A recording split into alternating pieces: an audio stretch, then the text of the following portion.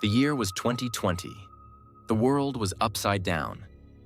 I'd lost my retail job and needed income fast, so I started driving for a popular ride-hailing service. It was a chaotic time, and that job was my lifeline. One thing about these gigs, you meet all sorts, especially on late-night runs, which I did a lot. I had my share of awkward silences, boisterous passengers, and bizarre conversations. But nothing, and I mean nothing, came close to what happened one Friday night in October. It was just past midnight. I'd just dropped off a fare at a hotel on the edge of town when my app buzzed with a new request.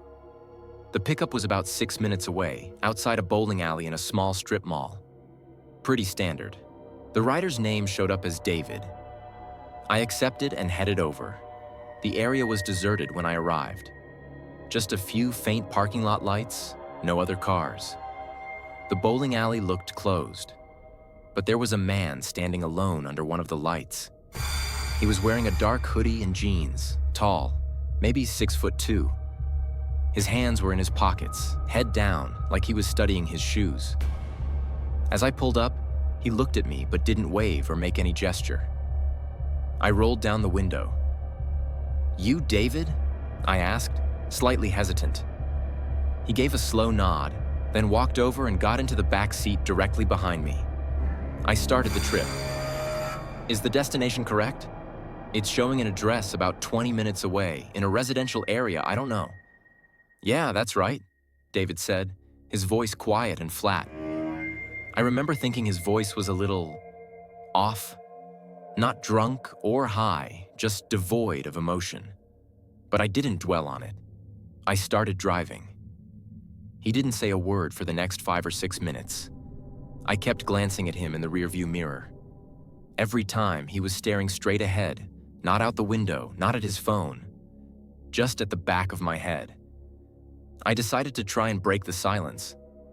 "How's your night going?" He paused for a moment. "Just needed to get out of there." "Out of where?"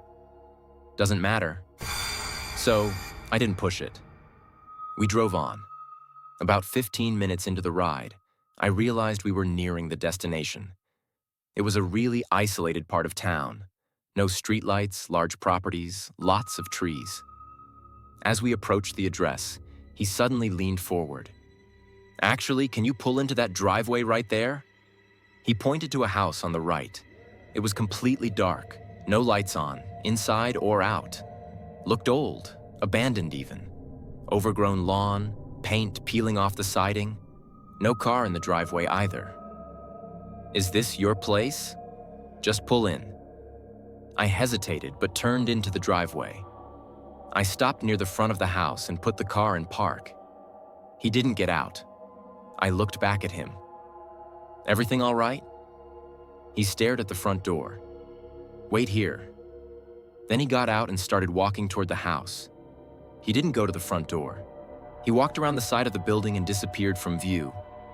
I sat there for maybe 2 minutes, trying to decide what to do. The ride was technically still active. I didn't want to drive off and get penalized, but my gut was screaming that something was wrong. I had a feeling this guy wasn't just popping in to grab something. Finally, I ended the trip manually, marked it as complete, and started to back out of the driveway. But before I could shift into reverse, I saw him, walking back toward the car. Fast. His hands were empty, and he had this strange look on his face, like he was angry, or maybe exhilarated. I unlocked the doors. I didn't want a confrontation, but something in me was screaming not to let him back in. He opened the rear door, got in, and said, "Take me to the other place." "What other place?" "Just drive. I'll tell you. You need to put it in the app." He didn't answer, just stared at me in the mirror. "I can't take you anywhere unless you put it in the app," I said firmly. He didn't say a word. After a few seconds, he told me to drive back to where I picked him up. I didn't want to argue anymore, so I started heading back toward the strip mall. The whole way there, I felt this oppressive presence in the car. He wasn't talking, but I could feel him watching me. The hairs on my arms were standing up. He was still staring at the back of my head. At one point, I tried to lighten the mood. Rough night, huh? You could say that? Everything all right? Not yet. I didn't ask any more questions. When we got back to the strip mall, I parked under the same dim light where I'd picked him up. But before I could say anything, he leaned forward. You ever wonder how you're going to die? I froze. I laughed awkwardly. Not really something I think about. He didn't laugh. He just leaned back in his seat. After a few seconds, he said, I think about it all the time. Then he opened the door and got out without another word. He didn't close the door right away. He just stood there for a second, half in and half out of the car. Then he looked at me. You picked the wrong guy up tonight. He shut the door and walked off into the darkness behind the bowling alley. I sat there for a minute, too shaken to move. Eventually, I drove home, constantly checking my mirrors.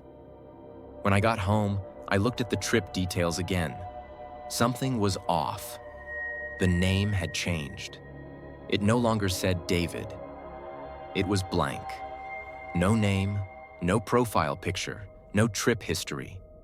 It was like the ride never happened. I contacted support for the ride-hailing service to report it, but they told me the trip data was unavailable. They said sometimes that happens if the app crashes or if the rider cancels midway. But I know what I saw. I know I completed the trip.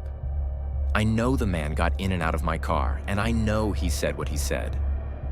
You picked the wrong guy up tonight. I've never seen him again, and I hope I never do. But every time I get a ping in a dimly lit parking lot, or have a silent passenger in the back seat, I remember that night. And I remember that feeling. That something terrible could have happened. That maybe he changed his mind at the last second. Or maybe he was never planning to do anything, just wanted to scare someone. But I still wonder what he meant, and if he ever found the right car.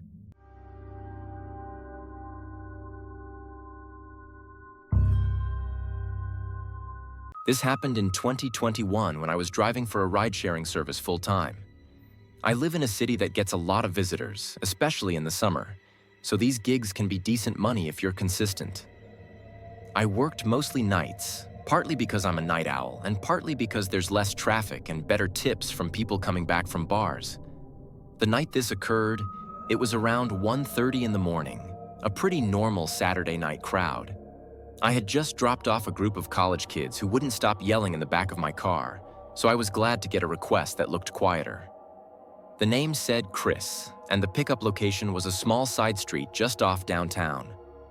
The weird thing was, the pin was in a kind of an odd area, not near any bars or apartments, more like near the back lot of an old strip mall. But I figured maybe it was just a bad GPS marker. It happens sometimes. I drove over and saw a guy standing at the corner, hoodie on, jeans, staring down at his phone. I pulled up and said, "Chris." He nodded and got in the back without saying much. He didn't smell like alcohol or slur his words. He seemed sober and just really quiet. He didn't say hello, nor did he answer when I asked how his night was going. Some people just aren't talkers, so I didn't think much of it. I started the ride, and the drop-off was on the opposite side of town, 25 minutes away, in a suburban neighborhood I'd been to maybe once or twice before. The thing was, it was dark out there, like no streetlights in some areas, pretty isolated. I noticed about 5 minutes into the trip that Chris had his phone out, but he wasn't texting or calling anyone. He was holding it flat in his lap with the flashlight on, just shining the beam upward slightly toward my seat. I asked him, kind of half joking, "Everything all right back there?" He just mumbled, "Yeah," and then turned the flashlight off. The next 20 minutes were dead silent. Just the hum of the engine and a weird tension building in the car. I don't know how to describe it. Something just felt off about this guy. Not threatening, but definitely unsettling. Like he wasn't really there. We got to the neighborhood, and I followed the GPS to the house. But as we pulled up, I noticed it was totally dark. No porch light, no inside lights, nothing. I asked, "Is this the right place?" Chris didn't answer. He just sat there. I turned around and looked at him. I repeated myself a little louder, saying, "Hey, is this it?" He stared past me out the window. I repeated myself one more time, and finally he nodded.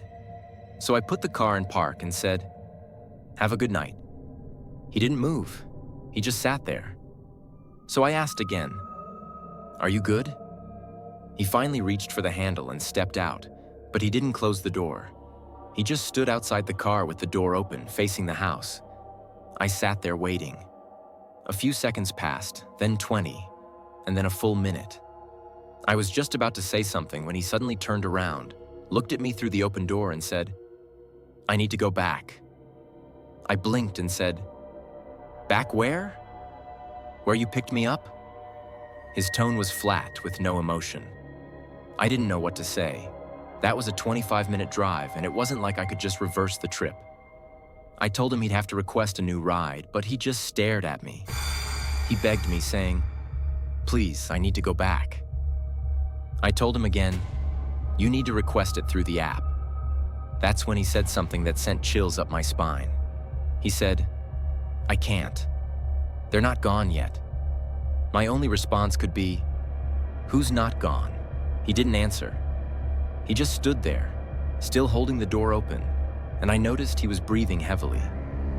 At that point, I started getting seriously uncomfortable. I said, "Look, I can't just start a new ride unless you request it." He stared for another second, then slowly backed away and closed the door. He walked toward the house, even though it was pitch black and looked empty. I waited until he got to the porch before I pulled off. The moment I turned the corner, I ended the trip in the app and started heading back toward downtown. A couple blocks down, I stopped at a 24-hour gas station to use the bathroom and get a drink. I parked at the side of the building, went inside, and came back out maybe 4 minutes later. And when I got back to my car, I felt like my brain short-circuited.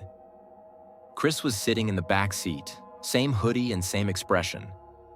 I thought I'd locked the doors before going inside, but somehow he was in the back of the car. I opened the driver's side door and stepped back in slowly, keeping my eye on him through the mirror. "How did you get back in?" I asked. He just said, "Take me back." "I'm calling the cops," I said, and reached for my phone. That's when he leaned forward, close enough for me to hear his breath, and said, "They're still in the house." I don't know why, but I didn't call the police. Something about the way he said that made me feel like he was having some kind of episode. I played along and said, "Whose house is that?" And he said, "My parents'." I asked him if he lived there, and he said, "Not anymore." That made the hair stand up on my neck. I started slowly driving back to where I picked him up. Every part of me was screaming not to do it, but I didn't know what else to do. As we got closer, he started breathing heavier. He was rocking slightly in the back seat. At one point, he whispered, "They're still there. They won't leave no matter what I do." When we pulled up to the house, there were still no lights, still no signs of anyone living there. He got out without saying anything and then walked up to the front door and stood there. He didn't knock or anything. He just stood still. I waited maybe 30 seconds, then pulled away again, making damn sure the doors were locked. I drove 3 blocks, parked under a streetlight, and sat there for 10 minutes, trying to process what just happened. I debated calling the cops, but what would I even say? That a guy got into my car twice and said weird things? There was no crime, technically, as far as I knew. So I just drove home and didn't sleep that night. The next day, I reported the ride to the ride-sharing company, and honestly, I regretted not reporting this to the police because the man might have been sick in the head, needing help. Who knows if that house was even really his parents' house, or if he actually was just having a manic episode.